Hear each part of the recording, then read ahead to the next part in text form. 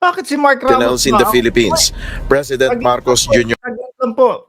Nagmamadali lagi. Ito pong lahat ng video na ito, mga kababayan,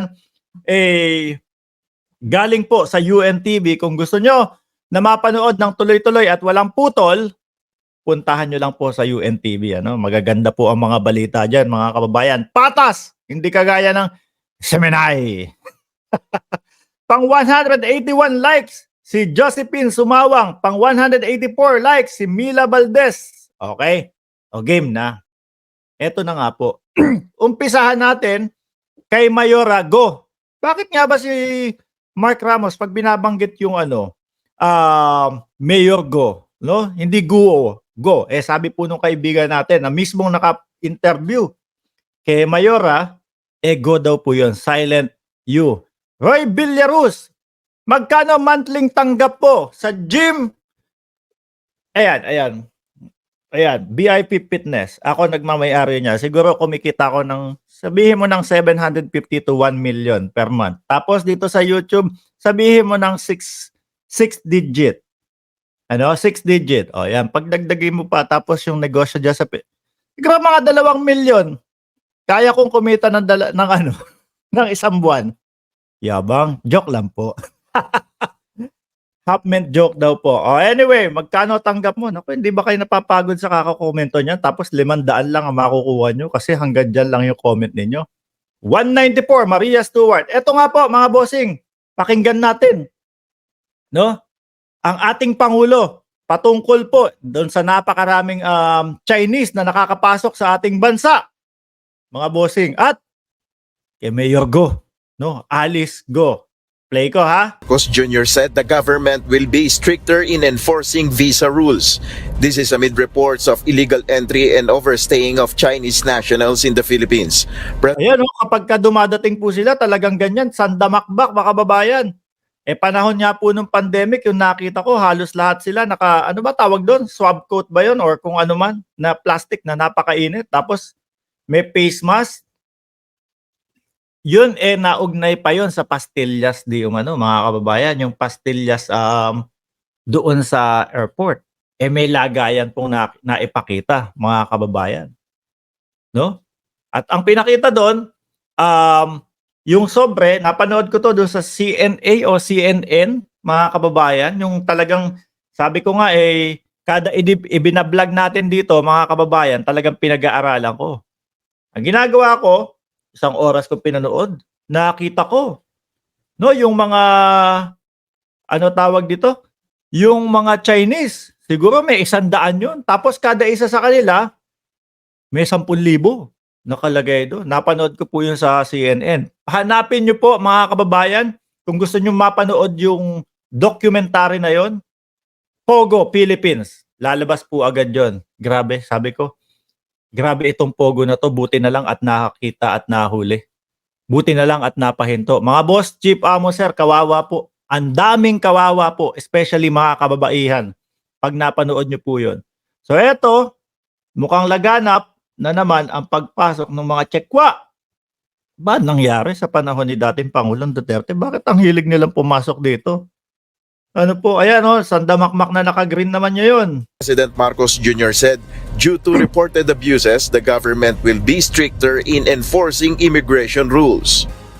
So what we will do is to more strictly enforce. Whereas dati, hindi natin masyadong Ito, mga kababayan, tanong ko talaga to, hindi ko talaga alam. Ang Chinese ba kailangan nila ng Philippine visa para makapasok sa Pilipinas? Kasi ang alam ko tayo, hindi di ba? Pwede tayo makapasok rekta-rekta. Sandy Plata, 239 likes, watching from Valenzuela. Aba, watching while joyriding, si JR Delgado. Ano yun, naka-joyride ka yung motor or habang nagda-drive ka? O habang may nagda-drive, no? Tayo po ba, sila po ba kailangan nila ng visa para makapasok sa Pilipinas? Dapat nga po talaga na higpitan po yun, mga bossing. Kaya lang, syempre, bilang pagpantay na pagtingin po dito sa magiging sitwasyon na to, hindi kaya maapektuhan naman yung mga kababayan natin nando sa China. May mga kababayan po tayo nagtatrabaho sa ano eh, sa China, mga kababayan eh. So baka po, 'di ba? Baka po maapektuhan din. Pero dapat 'yan, tama 'yang ginagawa ni Pangulong Bongbong Marcos kasi sandamakmak na eh. Bultu-bultuhan po eh. No? Bultu-bultuhan po, mga kababayan. Eh, Diyos ko, tapos makikita mo pa talaga yung pastillas eme-eme na nangyari nung hindi ko alam kung kailan yun. Hindi ko na matyagan habang pinapanood ko yun eh. Pero talagang gismil kada isang ulo eh. Biruin mo ilan yun. Oh, kung may 100 yun. Aba, grabe ah. Sa 10 may 100 na. So may 1,000,000 yun. Grabe. Kuya Mark, alam ko puro illegal ang trabaho ng mga Duterte. Ingat ka. Alam ko salbahe sila. Nako, nandito tayo sa malayo. Di nila makikita ito. Pero hindi naman siguro sila dadating sa punto ng ganito, ganyan o ganito, whatever. Ano? Pero kailangan eh, mga kababayan, kailangan natin tumindig. Hindi po pwedeng porket matatapang, di ba? Tapos tayo eh, wala na. Tikom na lang tayo kasi natatakot tayo sa gano'n. Kailangan merong tumindig para sa atin mga bossing. Tuloy natin ito. Kagaya na lang po nitong pagtindig ng ating Pangulo.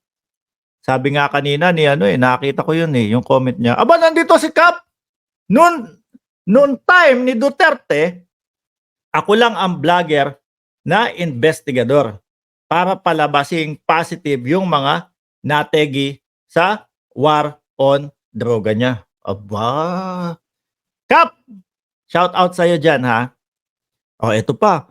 May mga document akong hawak na kabilang ako sa laban kontra droga, investigador noon. Kaya hindi ako madi-deny nila. O, kagaya po niya ni Kap ninyo. Talagang walang takot po na ibalita yung mga ganyang sinasabi niya. No? Tuloy natin ito. Tinitignan, nakita natin maraming nagiging problema dahil dyan nakakakuha sila ng mga peke na dokumento, kung ano-ano ginagawa, may mga illegal, mga scammer, may human trafficking, maraming problemang dala. Sandamakmak PBBM po also said- mga bossing, ano?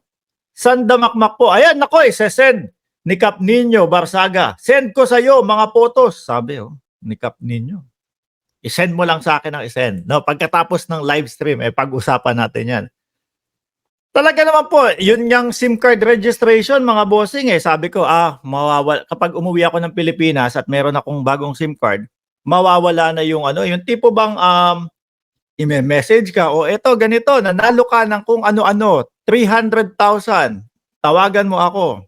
Minsan minumura ko yun Loko-loko ka ba? Pero hindi pa din po nahinto yun. Tapos ito, yung mga human trafficking, makikita nyo po sa balita. Doon sa Pogo na nga lang po, mga kababayan Meron pa silang isang doon isang lugar na may mga posas na kumbaga, pag ikaw nagkamali, hulog ka doon. Doon ka, kakatayin. Di po ba? Kaya talagang kailangan ang higpit ng ating gobyerno. Sabi ni Dante Manuel, 274 likes ko. Tuloy. The government will be stricter in allowing visa conversion from tourist to student as there are some who falsify documents. So kailangan pala nila talaga ng visa from tourist, kumukuha sila ng tourist visa. Kaya lang nagiging maluwag from yung conversion from tourist pag nakakuha na sila kasi tourist madali lang po Tapos i-convert na parang maging estudyante habang sila ay nasa Pilipinas na. Ganun pala ang style nila, di ba? Good morning sa iyo dyan. Good evening sa Pilipinas, sabi ni Gamalier Agustin, 273 likes. Tuloy. To be able to buy property in the country. So, titiyakin natin na hindi na mangyayari yun. Walang special na rules para sa kahit na kanino. Pantay-pantay ng lahat. Pero gagandahan namin ang enforcement doon sa examination, doon sa mga nag-a-apply ng visa o doon sa mga nagko-convert doon sa tourist visa ng student visa at yung mga bumibili ng lupa dahil nagtatanggap sila na Pilipino sila. Meanwhile, Ayun. O eto na. Si Baby. Ay, Baby. Ganda kasi ni ni Alice Go. Oh. Ito na si Alice Go, mga kababayan. Ang pahayag ng ating Pangulo kay Baby. Kay Alice Go. No, Mayor Alice Go. President Marcos questioned how Bamban Mayor Alice Guo was elected, saying she must be investigated. PBBM said that she was not known among local leaders. The chief executive added that the government has been looking into the Philippine offshore gaming operator or POGO operations in Bamban. Well, matagal na namin iniimbestigahan yan, kaya naman nahuli. Ayun pala, kasama talaga, no? Ang Pangulo sa pagpapaimbestiga ng mga pumasok na illegal na hindi. Naging legal at isa pa nga daw po si Mayor Alice Go, mga kababayan, doon sa nakapirma para makakuha ng papeles o para maaprubahan yon, di ba? Siya yung nag-apply Pangulo din pala talaga, no? Mga kababayan, mabuti at mapalad tayo na nagkaroon ng Bongbong Marcos na presidente ng Pilipinas. R. Batista, 306 likes. Andiyan na din po si Ma'am Maritel. Pure Chinese accent itong si Mayora, sabi ni Sir Ed Harry. Opo. Alam nyo, mga kababayan, napapansin ko, kapag nasa Senado siya, ang ginagawa niya, medyo slow motion lang yung pagsasalita niya. Slow motion, nakalmado, para hindi lumabas yung Chinese accent niya. Pero kapag nakita nyo po yung mga TikTok niya, yung mga pagbate nung Happy New Year, masasabi mo talagang daig na idaig si Inday Sara Duterte. Kung ikukumpara mo yung pagcha-Chinese ni Inday Sara Duterte nung nakaraan, sasabihin mo talaga, talagang in-check itong si Mayora.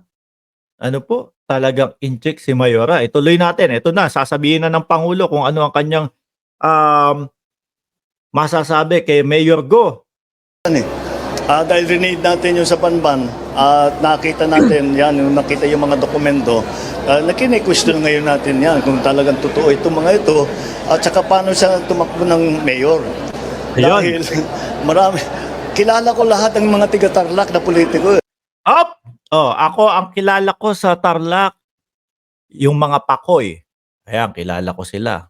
'Di ba? Ortega 'yon. Kaibigan ko si Pakoy Ortega, yung siguro pinakabata siya. Nakasama ko 'yan doon sa diyan sa Pilipinas, no? At ang natatandaan ko, may dagat doon sa Tarlac, napakalaki. Siyempre dagat. Sinama ako doon ni Pakoy dati. Ang Pangulo, lalo po ito, mga kababayan, no?